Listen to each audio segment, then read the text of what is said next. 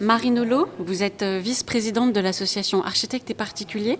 Pouvez-vous nous éclairer sur les moments clés que vous avez pu identifier dans l'élaboration d'un projet avec un particulier et ce qui s'y joue dans la réussite ou dans l'abandon d'un projet? Oui, alors les moments clés, il y en a beaucoup. Ce qui est vraiment très important, c'est de garder cette relation de confiance avec le client tout au long du projet.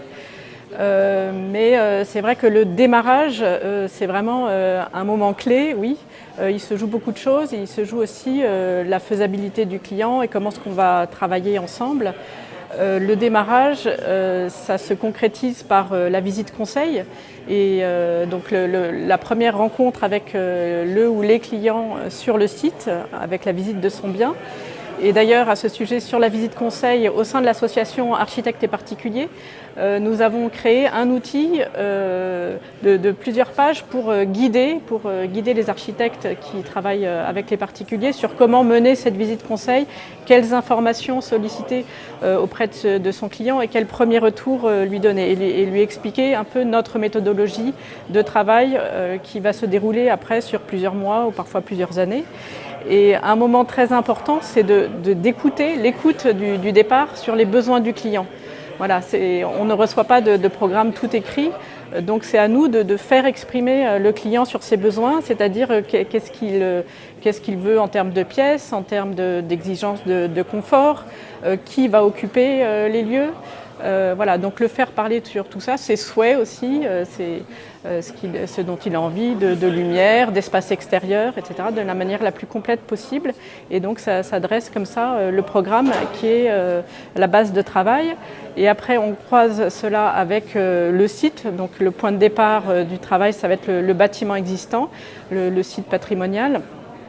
Donc on fait une première visite de ce site, ce qui nous permet d'avoir un peu une idée de l'ampleur des travaux en termes d'intervention sur un peu les différents corps d'État et aussi quelles évolutions possibles seront envisageables sur ce bâtiment et essayer de comprendre, en fait, c'est un bâtiment ancien, donc pourquoi il a été construit, voilà, comprendre un peu ces éventuelles transformations. Autres données, bien sûr, les données urbanistiques qui vont contraindre pour des éventuelles extensions, modifications. Ça, c'est un peu la base. Et autres données essentielles, surtout, donc, c'est les données du client sur son budget et son planning, ses contraintes. Voilà. Tout de suite, dès ce premier rendez-vous, questionner le client sur son budget et pour pouvoir faire ou pas l'équation entre toutes ces données, donc les besoins, les contraintes du site avec le caractère du bâtiment et le budget et le planning. Est-ce que l'équation se fait ou pas et comment est-ce qu'on peut discuter et ajuster certains paramètres du programme et voir les coûts, enfin, voilà, comment est-ce qu'on est perçu aussi en tant qu'architecte, on donne un certain nombre de conseils, est-ce qu'on va pouvoir travailler avec ce client comme ça pour pouvoir ajuster et trouver la bonne solution tout en préservant le caractère de son bâtiment. Et cette relation de confiance, elle naît vraiment dès les premiers échanges et l'enjeu de travailler pour les particuliers, voilà, on doit maintenir cette relation de confiance tout au long du projet, après des études à la conception et au suivi de la réalisation. Voilà. Monsieur Raymond, vous êtes directeur du CAUE de l'Oise. Concernant les projets de réhabilitation qui sont menés par les particuliers, de quelle manière les accompagnez-vous pour faire la promotion de la qualité architecturale? Alors comme j'ai dit, au quotidien on travaille pour les 800 000 habitants du département.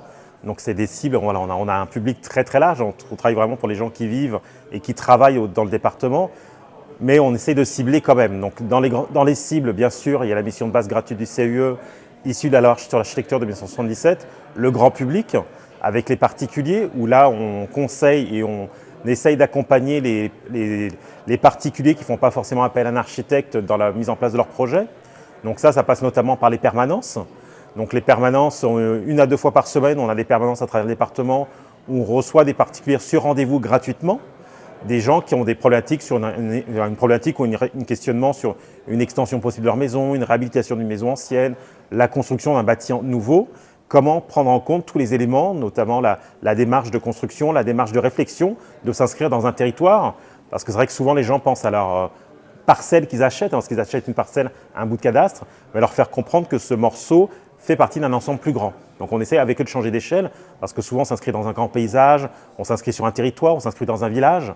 Donc forcément, il y a une histoire qui est sur place, il y a une évolution qui s'est faite, donc de faire en sorte que ce projet s'inscrive dans l'évolution naturelle du territoire et du grand paysage. Donc ça demande du temps. Donc bien sûr, on les fait souvent en physique, ces permanences, mais ça peut se faire par téléphone, ça peut se faire par des questions par Internet, ça peut se faire par biais de visio, parce que tout le monde ne peut pas forcément se rendre disponible les jours de permanence. Donc on essaie aussi de s'adapter au mode de vie des gens. Donc ça, c'est quand même un moyen important qu'on a du CEE pour sensibiliser le grand public. Ça peut aussi passer par des documents, donc des documents qu'on fait quotidiennement, comme des chartes de recommandation architecturale pour montrer aux gens qu'il existe des matériaux sur place, qu'il y a une histoire avec ces matériaux, qu'on essaye aussi d'accompagner sur les menuiseries qui peuvent accompagner ces matériaux, qu'on n'a pas forcément que du blanc cassé ou du noir ou de la couleur lavande qu'on a découverte en Provence en partant cet été en vacances, mais qu'il y a des couleurs qui sont adaptées à l'environnement dans lequel on s'inscrit dans l'Oise. Donc ça aussi, c'est ce qui permet aussi de sensibiliser les élus, parce que les élus n'ont pas forcément cette connaissance de l'histoire. Et puis, bien sûr, quand je parle de la sensibilisation, on a aussi les élus qui sont porteurs et acteurs de ces grands territoires, leur faire comprendre qu'il y a aussi des évolutions, parce que ces élus, parfois, ils habitent depuis 30-40 ans dans un village, mais ce village, il n'a pas 30-40 ans, donc il y a eu des évolutions naturelles.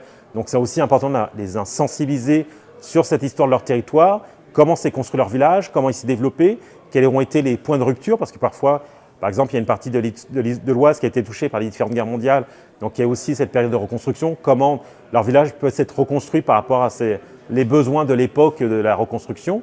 Donc ça aussi, on essaie de sensibiliser. Et puis le troisième public qu'on a aussi à côté, c'est le scolaire.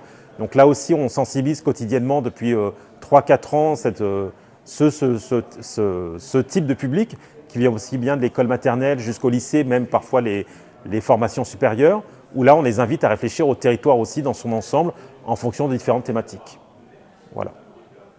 Monsieur Foisil, vous êtes architecte des Bâtiments de France dans le département de l'Oise. Concernant les projets de réhabilitation sur l'habitat rural, quels sont les enjeux sur lesquels vous êtes particulièrement attentif? Alors, on a différents outils de travail, notamment l'essentiel, c'est de travailler au mieux avec les collectivités pour porter ces enjeux, qu'elles le traduisent à la fois dans leurs documents d'urbanisme et dans les autorisations que le maire délivre, l'ABF donnant un avis qui est soit un avis conforme et un accord, ou alors un refus. L'enjeu, c'est d'accompagner les pétitionnaires dans leurs projets et que ces projets soient le plus qualitatifs au regard du patrimoine qui est présent sur la commune, avec dans l'Oise les spécificités à la fois de construction liées à l'histoire de ce territoire et sa diversité en bois, en briques, en pan de bois avec remplissage en pisé ou en pierre de taille. Un des enjeux, c'est de pouvoir bien comprendre le bâtiment et bien comprendre le projet et faire en sorte d'accompagner le maître d'ouvrage et le pétitionnaire pour avoir un projet de qualité et respectueux. C'est un combat au quotidien, parfois ça pose aucune difficulté, on est face à des maîtres d'ouvrage et des acteurs qui le comprennent et qui ont vu la qualité de le bâtiment. D'autres, il faut vraiment pouvoir de nouveau leur expliquer, leur faire comprendre et aussi les accompagner avec les maîtres d'ouvrage, notamment les architectes, avec des entreprises qui soient en capacité de faire une réponse adaptée à leur projet. Monsieur Alglave, vous êtes président des Maisons Paysannes de l'Oise. Vous avez une haute estime du rôle du maître d'ouvrage. De quelle manière le mobilisez-vous pour l'impliquer dans les décisions inhérentes à un projet de réhabilitation? Alors, le maître d'ouvrage, d'abord, je lui fais prendre conscience qu'il est dans cette situation, parce qu'il ne sait pas qu'il est maître d'ouvrage souvent. C'est un terme un peu technique. Donc, je dis, moi, dans une démarche de chantier, il y a deux parties. Il y a le vôtre, vous êtes considéré comme le maître d'ouvrage, et il y a celui qui va réaliser, le maître d'œuvre, l'entreprise et compagnie. Et vous êtes liés en principe par un contrat, qui est le devis. Donc voilà, moi je commence à remettre à sa place, par rapport à la responsabilité qui est la sienne, celui qui va devoir piloter son chantier. Alors le problème, c'est qu'en général, quand il vient nous voir, ce maître d'ouvrage, c'est qu'il ne sait pas. Il dit, moi je ne suis pas professionnel, je n'y connais rien et je viens vous voir parce que je connais votre réputation et vous allez répondre à toutes mes questions en gros, quoi. Et il nous demande des listes de professionnels qui sont capables de maîtriser les savoir-faire. Et c'est là que commence la déception. Souvent, si on dit on aimerait bien vous donner satisfaction, malheureusement, il n'y a pas de liste parce que c'est de parents pauvres dans cette catégorie-là. Il faut former les artisans à la restauration du bâti ancien. Et aujourd'hui, ce n'est pas forcément ce qui se fait le plus couramment dans les métiers du bâtiment, qui sont plutôt des applicateurs de produits que des experts d'une technique qui peut être celle de la Picardie, d'autres régions qui sont très spécifiques et qui mettent en œuvre des matériaux, des techniques complètement différentes. Donc voilà, donc c'est une première démarche et on va travailler, comme on peut le faire à l'école, sur des commentaires de texte que sont les devis. Moi, je dis aux gens, d'abord pour les responsabiliser, vous devez produire des devis. Ils commencent déjà à se mettre en œuvre de l'entreprise et d'élaborer un dialogue pour aboutir à ce premier jet de contrat. Et à partir de là, ils reviennent nous voir et on fait une étude sur le document, ou les 3 documents, en général j'en demande 3, qu'ils ont réussi à avoir. Et là, on commence à faire comprendre qu'il faut être 2 dans une action de ce type et qu'il faut être exigeant sur le descriptif que va comporter, ligne après ligne, le devis qui permet de valider des sommes qui vont ensuite permettre au maître d'ouvrage, au propriétaire de faire le choix et le bon choix en connaissance de cause.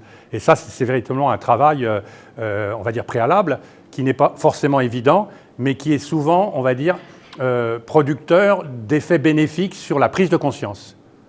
Voilà.